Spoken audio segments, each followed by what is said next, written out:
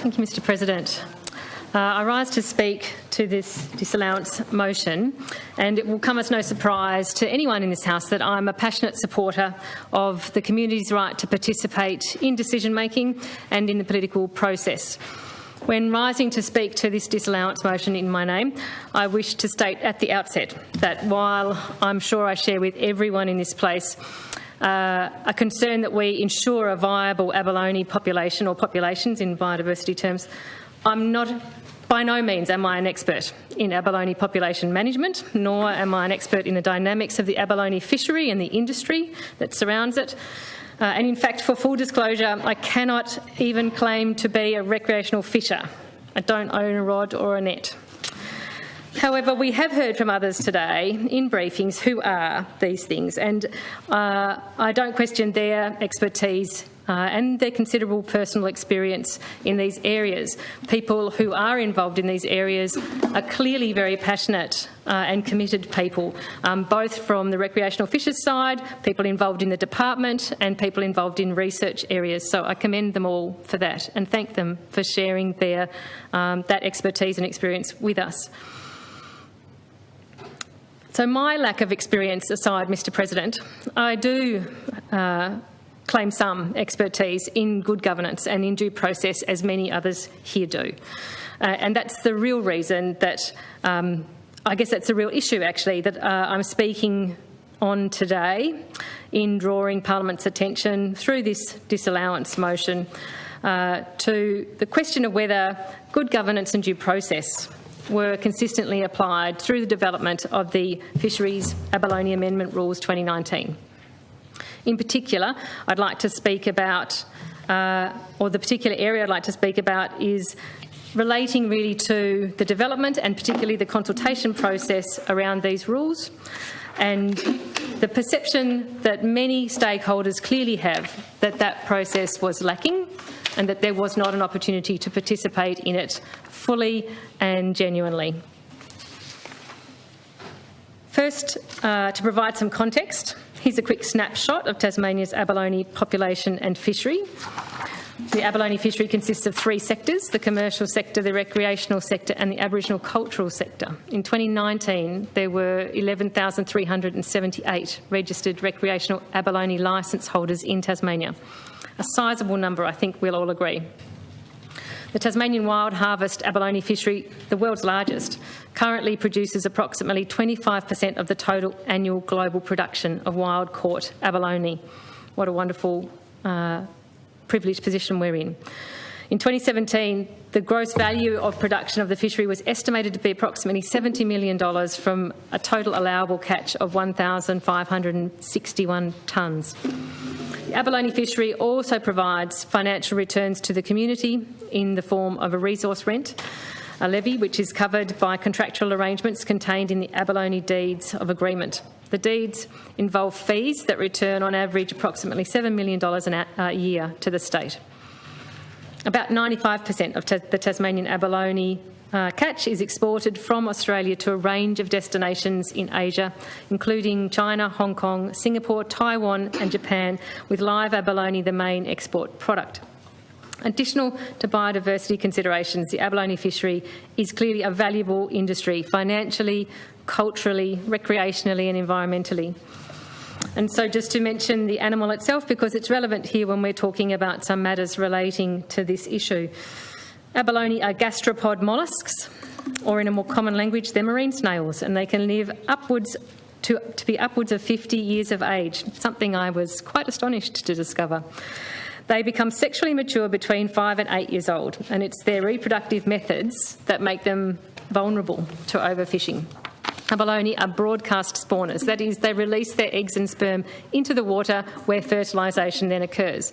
After fertilisation, the larvae settle to the seafloor with very limited dispersal through the water. This means that if an area is overfished, replacement by breeding fails and stocks collapse. It's a very local vulnerability. Through you, Mr President, it was interesting that they only travel about up to 100 metres. Indeed. You can see why that makes them very vulnerable, that if they're overfished in a very local area, it's then very difficult for the population to then re-establish in that space because there just aren't enough left there breeding. In fact, there's many instances of worldwide where abalone fisheries have been overfished, and then it's difficult to replenish and replace the stock.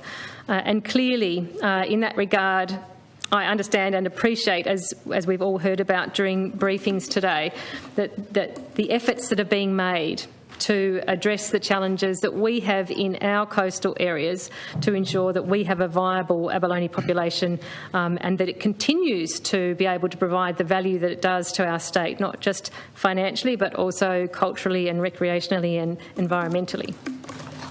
So now to what I see as more the focus of this disallowance motion, and that sits around the apparent governance and due process issues which have led, which resulted in the rules being developed and then brought to this place. In 2019, DPIPWE undertook a review of the Tasmanian Abalone Fisheries Management Plan as required under the Living Marine Resources Management Act 1995. The primary aim of the 2019 review was, and I quote, to address risks of localised depletion, improve fish handling practices and address compliance risks in the non-commercial fisher (brackets recreational fishery and Aboriginal person engaging in an Aboriginal activity), close brackets.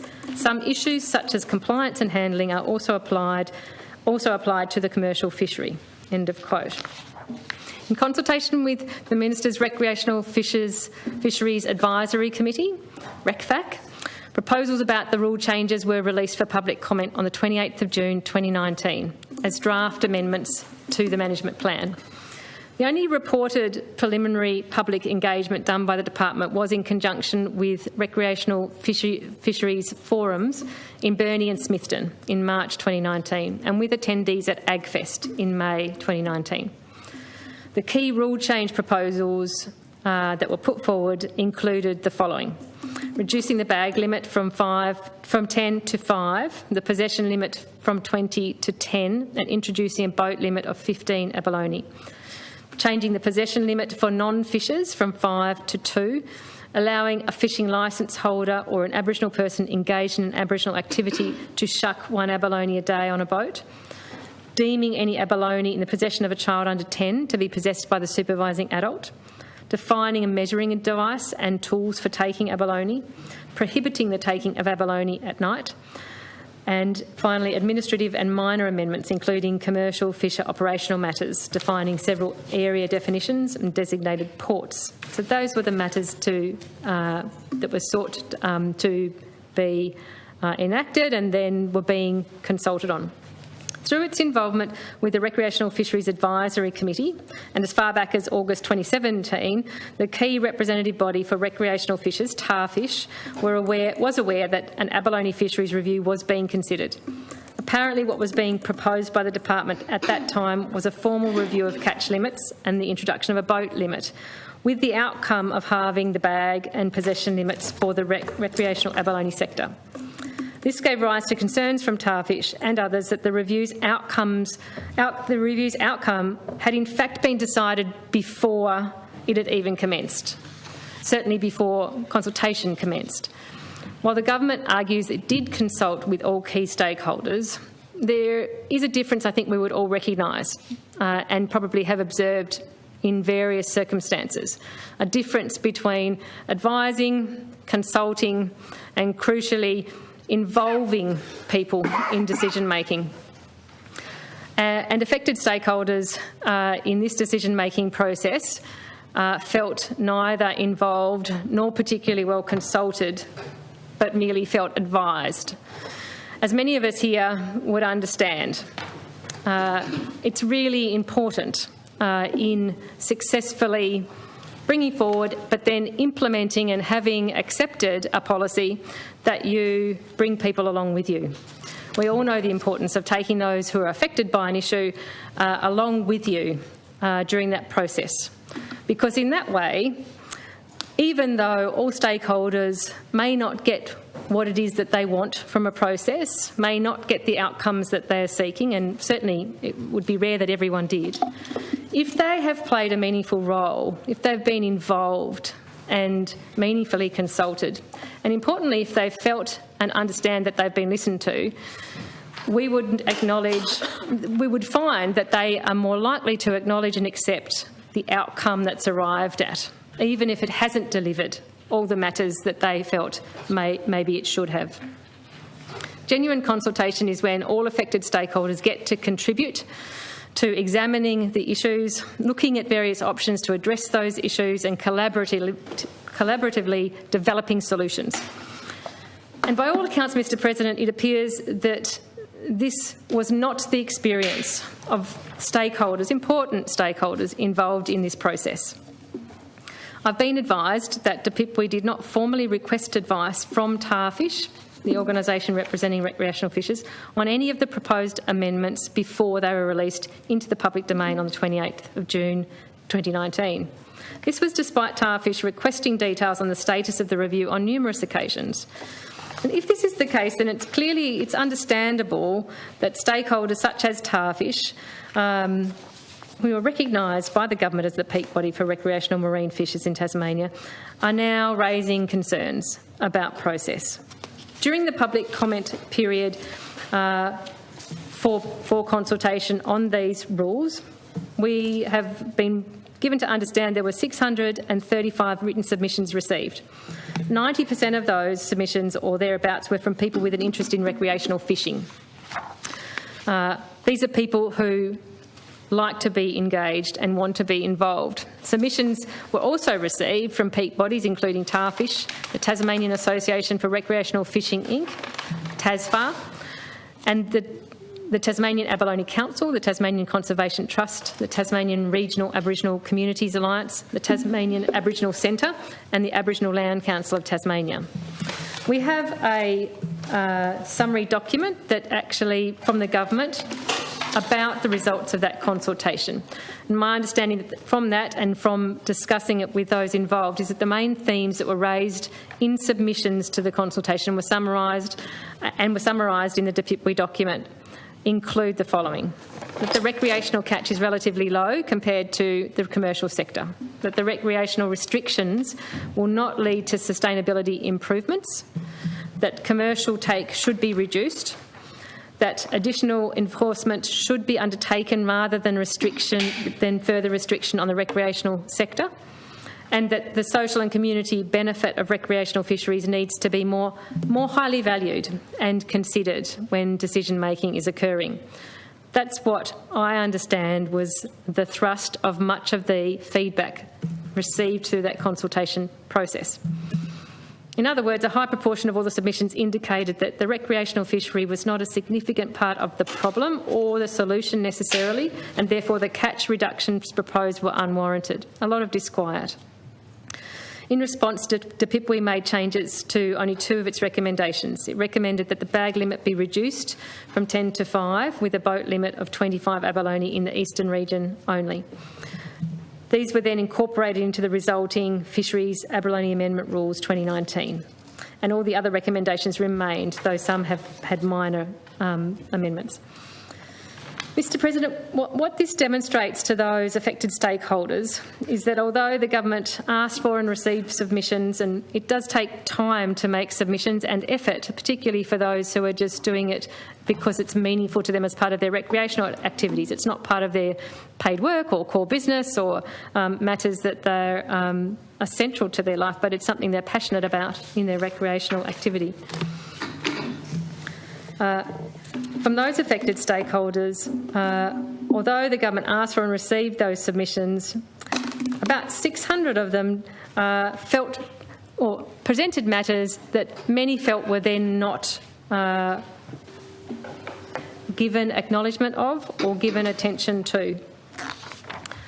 Rightly or wrongly, many of those involved in providing submissions felt marginalised, and that for them that the process was a sham. As I said earlier, they felt that the decision had been made well before consultation occurred, and the consultation was more in line with a direction or an advisement rather than an invitation. These stakeholders argue that a review should first identify issues, then collect information and data, crunch the numbers, consult with stakeholders, look to other jurisdictions and engage people in discussion on appropriate solutions based on that evidence. And Mr President, on the face of it, I hear what they say on this matter and I believe that they do have a point. In their eyes, the government once again missed the opportunity to engage with those who are going to be intimately affected with the rule change. They felt that the government missed the opportunity to work with the community to understand all the issues in the sector and collaborate on the best way forward. Right now, that means we've got recreational fishers that have a view that across a range of fisheries that they're now on the receiving end of decision-making that effectively denies them fair and reasonable access to a relatively small percentage of the total catch that's available in our state. In addition to feeling inadequately consulted, key stakeholders hold further grave concerns that the new rules shift the weight of the response to local abalone population depletion disproportionately onto recreational fishers, in stark contrast to the commercial fishers. For example, Mr President, I've been informed that recreational fishers take up about 1.6% of the total annual abalone catch and up to 5% locally, mostly from the east coast of Tasmania. In contrast, commercial fisheries take 98.5% with a 10-tonne commercial catch limit. Further, commercial abalone diving becomes uneconomical below a catch rate of 50 kilograms per hour, I'm given to understand, which means that when abalone levels get low, commercial fishers move on, leaving recreational fishers with the impacted localised depleted zones. And as we know, localised depletion is a particular concern for this fish on the east coast. A recent IMAS report suggests that lower recreational catch rates in recent years are evidence that even more reductions are necessary. Yet the concerns raised by the stakeholders is that those who are already taking a smaller catch and not for profit are the ones targeted as the apparent means to address the local depletion impacts. When attempts were made to raise that disparity in the consultation process that I discussed earlier, those concerns were felt to have been falling on deaf ears and not paid due attention to. Now, it's not my intention here, nor is it the role of the debate on this motion, to ask members to cast judgment on the rigour or the independence of the science and the research undertaken around this matter. Nor are we casting judgment on the relative proportion of catch between commercial and recreational fishers. That is not what this disallowance motion is about. What we have before us are affected stakeholder representatives that have been impacted by a policy decision that they believe was arrived at in an inappropriate process that shut out their input to a meaningful degree. So why the disallowance motion, Mr President? Probably useful for me just to recap what happens when regulations of this sort are made, when rules of this sort are made. Because it involves our chamber, but it also involves some other elements of parliamentary process. Parliament frequently enacts legislation containing provisions which empower the executive government or other specified bodies or office holders to make regulations or other forms of instruments which, provided that they're properly made, have the effect of law. In Tasmania, this form of law we refer to as subordinate legislation. Subordinate legislation is essentially law made by the executive government, by ministers and other executive office holders without parliamentary enactment. The Subordinate Legislation Joint Standing Committee, chaired by the member for McIntyre and which the member for Murchison and I are also members, then has a key role to play in the oversight of regulation making power. That committee is established under the Subordinate Legislation Act and its functions are set out in Section 8 of that Act. And they, without reading them exhaustively in, those functions are to examine the provisions of every regulation that's part of subordinate legislation that's made, and at times call for more information, to hold inquiries, to do whatever's necessary to properly scrutinise that subordinate legislation, which then, once that committee has endorsed, then comes to our chambers, the other place and this place, to then receive the assent of Parliament.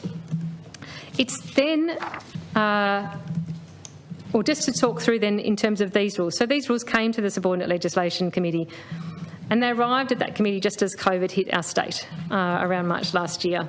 And I believe that potentially, it's my personal view, that in a different set of circumstances, it may have been that an inquiry may have been held in relation to these rules and regulations. Point of order, Mr President. I'm just concerned that we're going to verge into deliberative parts of Subordinate Legislation Committee meetings, and I would suggest that's inappropriate according to our standing orders. So that's not what's going to happen. This is the very passing mention I'm making of this. As I just mentioned, it may have been that in a different context that may have occurred. COVID-19 was hitting. There were many factors at play. As that didn't, and the rules then came to this place to be laid on the table here in Parliament, I'm now utilising the further opportunity we have in this chamber for closer examination of these specific rules in question, and doing that through bringing the disallowance motion. As we're allowed to do, that's covered by our Acts Interpretation Act. Yes, there is no point of order on what you were referring to, but please take note of the comments from the Honourable Member for Murchison. Long-standing member of the Subordinate Legislation Committee. Yes. Former chair. I fully understand that, and I was very mindful in the comments that I made.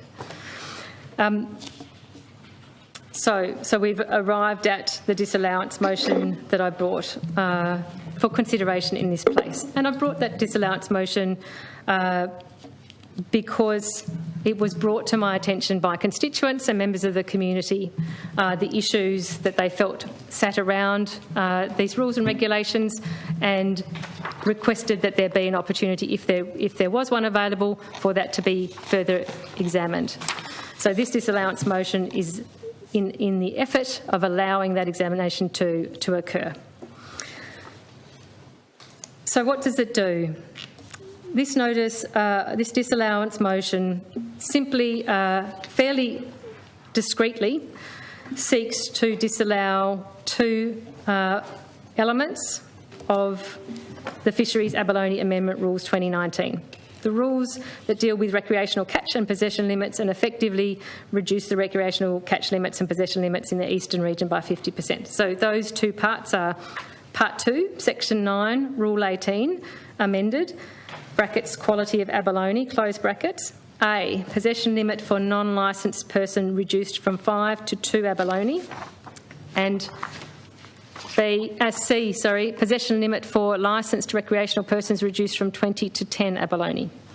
And then the second one is Part 2, Section 10, Rule 18A, inserted, quality of abalone in eastern region, brackets for recreational licensed divers. 1, a person must not take more than 5 abalone from the eastern region in any one day unless the person is the holder of a fishing licence, brackets abalone dive, close brackets. And 2, the person in charge of a vessel that is in the eastern region must not have more than 25 abalone on board that vessel at any one time unless A, the vessel is being used by the holder of a fishing licence, brackets abalone dive, to take abalone for commercial purposes, or B, the person has a receipt relating to the purchase of the abalone from a fish merchant with the abalone to which the receipt relates. So, Mr President, in seeking the disallowance on those two specific parts of these rules, the remainder of the 2019 rules amendments would continue to be implemented without change should this disallowance motion be supported. It is only those two parts that this disallowance applies to. And my understanding is that if the disallowance is successful, the effect is that the matters related to in those two parts revert to what they were before. So we go back essentially to a clean slate moment, and it was my understanding that from the people who have raised concerns with me and sought this sort of examination and remedy through the Parliament, is that they would like to see then the process revisited. So it's not that they're necessarily wanting to go back to those previous rules and have that be the case going forward permanently, but they want to revisit the process for any changes that may be then brought about. So that basically we just do a redo of consultation and of the development of the matters relating to those two parts of the rules. Through you, Mr. President. So is that something that we could put in the motion, that occurs, or not? I don't think we can direct that through this motion, and I don't believe it would be necessary, because what I would assume to be the case is, should this disallowance be successful and those two parts of the rules were disallowed, and then we therefore revert on those matters to the previous arrangements, I would imagine the department would then be very interested to redo and refresh a process to arrive at a new outcome. We've heard in the briefing today from the department their view that that would be an unfortunate delay, and that the delay could be lengthy. I think 2 years was the process that they mentioned that could be taken to arrive at a new outcome on these matters to be then put into rules and regulations. Now, I'm not sure of the veracity of that length of time to be taken. I would assume that these are very discrete matters to be consulted on, and with the motivation of knowing that a lacking process isn't going to cut the mustard, you would think the department would be able to expedite an effective and genuine and well-regarded process to redo and arrive at an outcome that people may still not be. So through you, Mr. President, can the honourable member give an opinion on why you need to do the disallowance to force a consultation? Why wouldn't your notice be wrapped around requesting or asking or making the government consult? Why does it have to include a disallowance? So I have absolutely no power, either as a member in this place or as a private citizen, to have the government do anything that I instruct them to do. I can request, I could suggest, I could do any of those things. None of those things will necessarily, and I actually would assume it would have no effect on what the government might decide to do on this matter. The stakeholders who approached me about this and who wished to have this examined through a formal mechanism of a disallowance clearly felt the same way too, that any straightforward request or inquiry to the government on this wasn't going to bear fruit in terms of delivering a process that they would then regard to be appropriate and comprehensive and genuine. So it would be my understanding that literally the only way to require the government to redo its process about these particular matters in these rules is to do this disallowance motion, which, if successful, will do that. It will send them back to the drawing board to revisit these matters, revisit the process, and then arrive at a result. It may be that the result arrived at through that may not be very dissimilar to what is in these rules now. That may occur. But what we all know in this place, and what the community know more broadly, is that process matters when it comes to how we do governance, how we do policy, how we do decision making, and how we ensure that there is community respect for and buy-in and support for the decisions that are made, particularly when it impacts on things that people are passionate about and that are important to them, that they value highly. So the disallowance motion is focused in that way to, I believe, be the only way that we could actually formally require a redo of this process.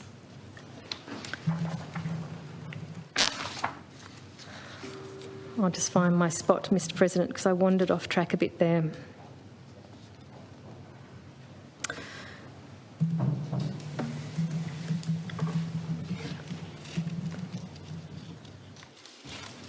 Consistently open and transparent consultation processes give the government a social licence. It's as simple as that, really. That's the crux of what I'm putting forward here. What has been brought to us, raised by a number of stakeholders, some of them representative organisations for many, many thousands of Tasmanians. What's been brought to us is a concern that open, transparent consultation isn't what's occurred.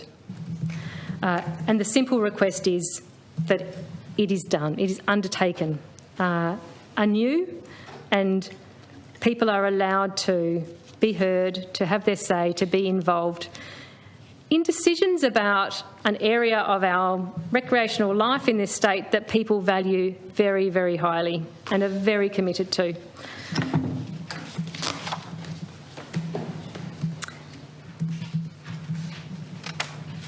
Mr. President, there are many other matters that were brought up in briefings, and some members in their contributions may well like to touch into them.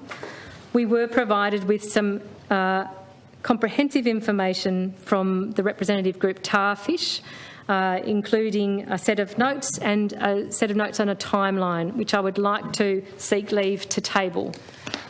May I seek leave to table those two documents? The honourable member for Nelson seeks leave to table documents. The question is leave granted? Those of that opinion say aye. Aye. The contrary, no. I think the ayes have it.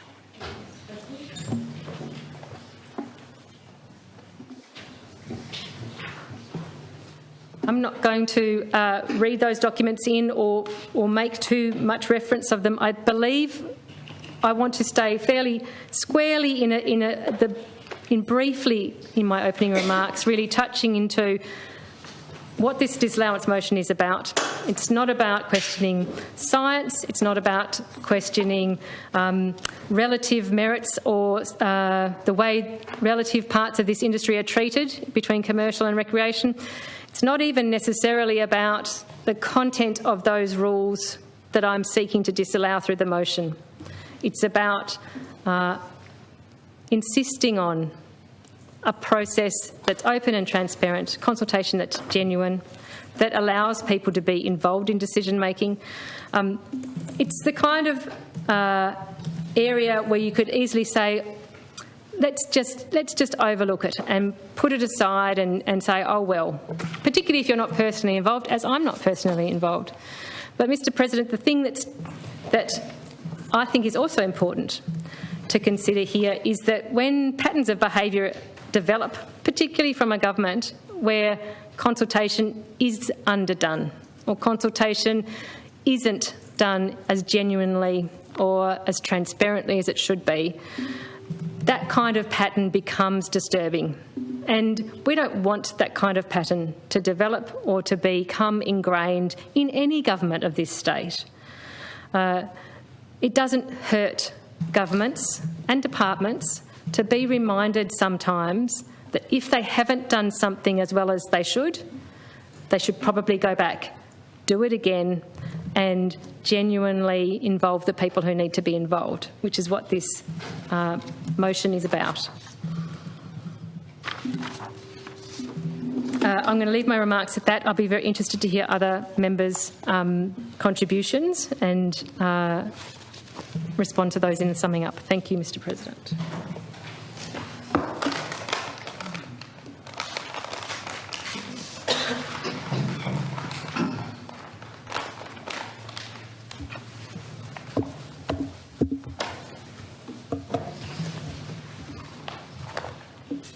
The question is that the motion be agreed to. The honourable member for Windermere.